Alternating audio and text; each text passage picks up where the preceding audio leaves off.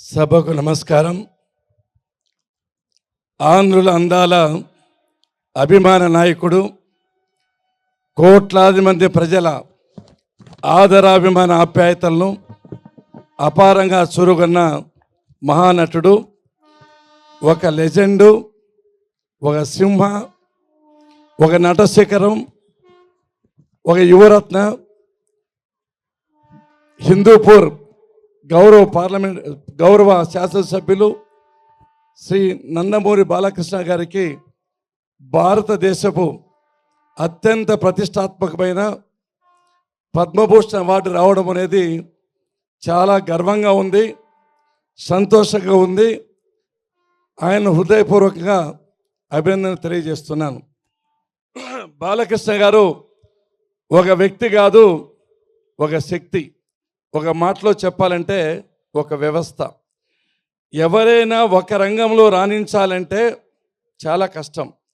అటువంటిది బాలకృష్ణ గారు సేవా రంగంలో, సినీ రంగంలో, రాజకీయ రంగంలో సాటి లేని విధంగా రాణిస్తున్నారంటే అది మనం ప్రతి ఒక్కరూ గర్వపడవలసిన అంశం అని చెప్పి సందర్భంగా మీకు గుర్తు చేస్తున్నా.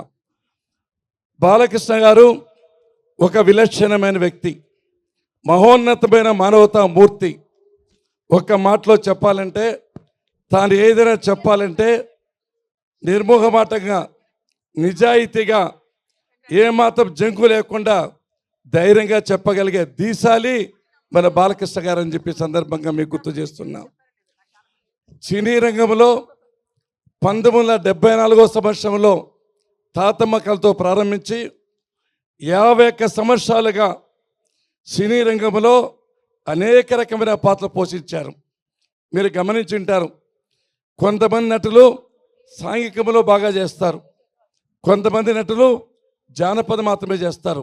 కానీ బాలకృష్ణ గారు సాంఘికంలో కానీ, జానపదంలో కానీ, పౌరాణికంలో కానీ, చారిత్రకంలో కానీ ఎవ్వరూ చేయనంతగా అతి గొప్ప పాత్ర పోషించడము దట్ ఈజ్ బాలకృష్ణ అని చెప్పి సందర్భంగా మీకు గుర్తు చేస్తున్నా. ఒక శ్రీరామరాజ్యం సినిమా చూస్తే దాంట్లో మీరు గమనించుంటారు, ఆయన హుందాతనము కానీ, మూర్తి వంచిన మానవత్వము కానీ ఆ పాత్రలో ఆయన చూస్తూ ఉంటే స్వర్గీయ నందమూరి తారక రామారావు గారిని మైమరిపించారని చెప్పి సందర్భంగా మీకు గుర్తు చేస్తున్నా. బాలకృష్ణ గారికి అద్భుతమైన డైలాగ్ డెలివరీ ఉంది.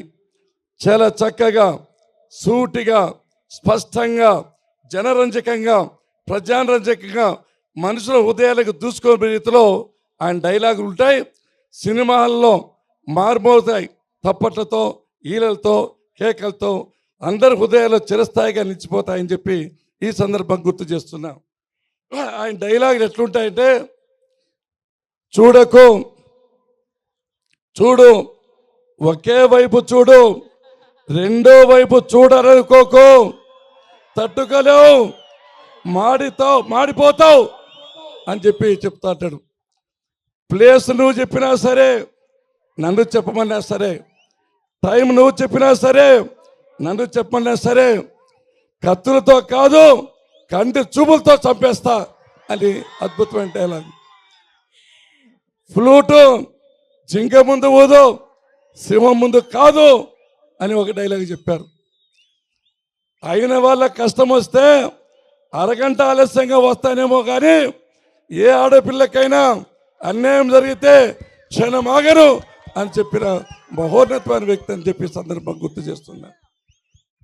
ఇక రాజకీయ రంగంలోకి వస్తే ఈ హిందూపూర్ నియోజకవర్గంలో ముచ్చటగా 3 సార్లు హ్యాట్రిక్ సాధించారని చెప్పి సందర్భం గుర్తు చేస్తున్నాం.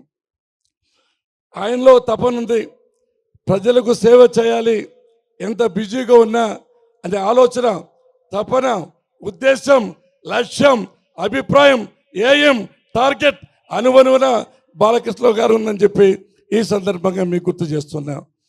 హిందూపూర్ నియోజకవర్గాన్ని మేము మంత్రులుగా ఉన్నా కూడా చేయలేనంత అభివృద్ధి, సంక్షేమం చేసి అందరికీ మార్గదర్శకమైనాడని చెప్పి ఈ సందర్భంగా మీకు గుర్తు చేస్తున్నా. ఇక సేవారంగానికి వస్తే సకల చరాచర జీవరాశుల్లో సమస్త ప్రాణికోటిలో అత్యుత్తమైనది మానవ జన్మ. ఈ జన్మలో ఇతరులకు సేవ చేస్తేనే జీవితం ధన్యమవుతుంది. బాలకృష్ణ గారు బసవతారకం ఇండో క్యాన్సర్ హాస్పిటల్ స్థాపించి లక్షలాది మందికి సేవ చేస్తూ వేలాది మంది ప్రాణాలు కాపాడాడు. ఇక్కడ ఒక విషయం గుర్తుపెట్టుకోవాలి.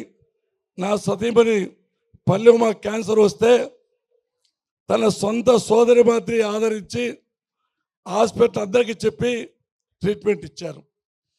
ఆ రోజు నాకు గుర్తు, హరికృష్ణ గారు అంత్యక్రియలు జరుగుతున్నాయి.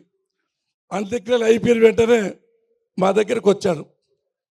నేను అడిగాను, సార్ బ్రదర్ అంత్యక్రియలు ఉన్నాయి కదా అంటే, నువ్వు కూడా మా బ్రదరే కదా, నువ్వు కూడా మా కుటుంబ సభ్యుడివే కదా అని వచ్చి ఆదరించారు. ఆ బాడీని అంబులెన్స్ ఎక్కించి ఒక మాట అన్నాడు, ఇప్పటికీ ఎన్ని జన్మలెత్తినా బాలకృష్ణ గారు రుణం తీర్చుకోలేము, ఆ కుటుంబానికి జీవితాంతం కృతజ్ఞతగా ఉంటామని చెప్పి ఈ సందర్భం గుర్తు చేస్తున్నా. కారణం ఏమంటే ఆ రోజు బాడీ అంబులెన్స్ ఎక్కేతో తాను కూడా ఉన్నాడు. నేను థ్యాంక్స్ సార్, మంచి సర్వీస్ చేశారని చెప్పాను.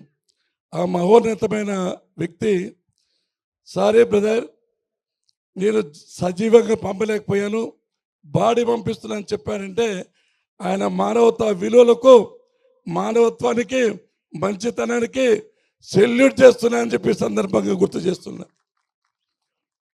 ఇటువంటి మహోన్నతమైన వ్యక్తి ఈ ఆంధ్రప్రదేశ్లో పుట్టడము, ఈ అవార్డు రావడము చాలా గొప్ప విశేషం అని చెప్పి సందర్భం గుర్తు చేస్తూ, ఏది ఏమైనా ఆయన ఆదర్శంగా సినీ రంగంలో తీసుకోవాలి, సేవా రంగంలో తీసుకోవాలి, రాజకీయ రంగంలో తీసుకోవాలి.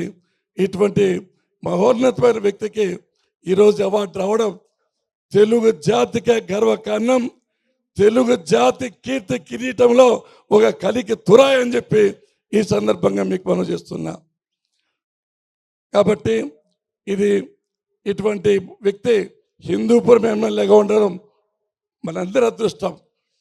అదేవిధంగా రాజకీయాల్లోకి వచ్చేదానికి ఆ మహానుభావుడు ఆంధ్రుల ఆత్మాభిమానాన్ని, ఆత్మ గౌరవాన్ని, ఆత్మవిశ్వాసాన్ని యావత్ భారతదేశానికే చాటి చెప్పిన మహోన్నత మానవతావాది, మనందరి ప్రత్యక్ష దైవం శ్రీ నందమూరి తారక రామారావు గారు పైనుంచి బాలకృష్ణ గారికి, ఆ కుటుంబానికి అందరికీ ఆశీస్సులు ఇస్తున్నారని చెప్పి ఈ సందర్భం గుర్తు చేస్తూ, వసుంధరా మేడంకు, బాలకృష్ణ గారికి, వాళ్ళ పిల్లలకు ఆ భగవంతుడు ఆయురారోగ్య ఐశ్వర్యాలు ఇవ్వాలని మనస్ఫూర్తిగా కోరుకుంటూ, జై బాలయ్య, జై బాలయ్య, జై జై బాలయ్య.